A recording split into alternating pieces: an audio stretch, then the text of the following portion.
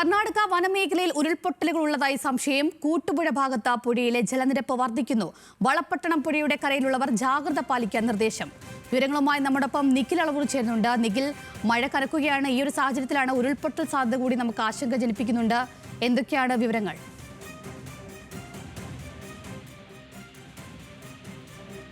ിലും ശക്തമായ മഴ പെയ്ത സാഹചര്യത്തിലാണ് ബാരാപ്പോൾ വയത്തൂർ പുഴകളിൽ ഇപ്പോൾ മലവെള്ളപ്പാച്ചിൽ അനുഭവപ്പെടുന്ന ഒരു സാഹചര്യം ഉണ്ടായത്.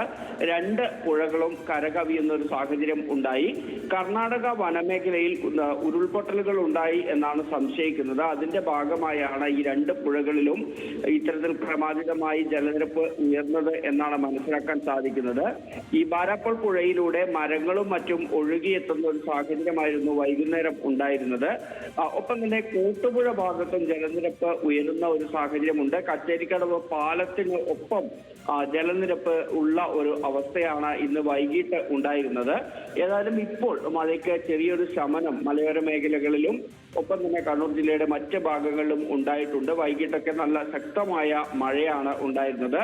ഈ ഒരു സാഹചര്യം കണക്കിലെടുത്താണ് പഴശ്ശി ഡാമിന്റെ ഷട്ടറുകൾ ക്രമീകരിക്കാനുള്ള സാധ്യതയുണ്ട് എന്ന് അധികൃതർ അറിയിച്ചിരിക്കുന്നത്. ഇത്തരത്തിൽ 13 ഷട്ടറുകൾ ക്രമീകരിക്കാനുള്ള ഒരു സാധ്യതയാണ് പറഞ്ഞിട്ടുള്ളത്.